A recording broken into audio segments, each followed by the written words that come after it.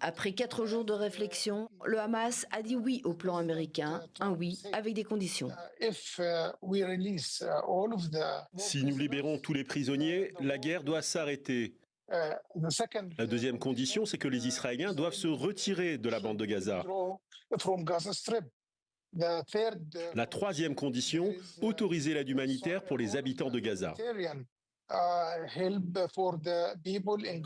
Le président américain a salué ce pas historique et pour la première fois, il a appelé son allié israélien à un cessez-le-feu immédiat. Israël doit immédiatement cesser les bombardements sur Gaza afin que nous puissions libérer les otages rapidement et en toute sécurité. La libération des 22 otages israéliens encore vivants pourrait avoir lieu dans les prochains jours. En revanche, le Hamas demande un délai pour retrouver les 25 corps ensevelis sous les décombres des immeubles bombardés.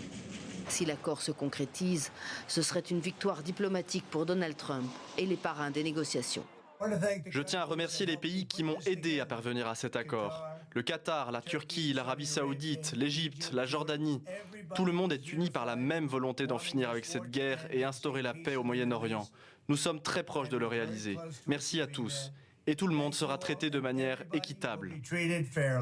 Mais il reste plusieurs points de désaccord et non des moindres. Le Hamas refuse catégoriquement que la future administration de Gaza soit confiée à des Occidentaux. Nous n'accepterons jamais qu'un non-palestinien contrôle les Palestiniens. Le Hamas n'est pas le seul à le dire. L'autorité palestinienne aussi est de cet avis.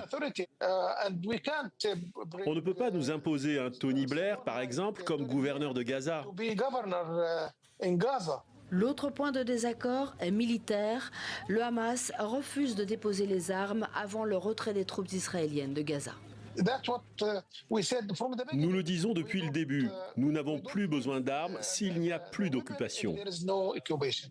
Selon la presse israélienne, l'armée a cessé son avancée dans Gaza, se concentrant sur des actions d'autodéfense.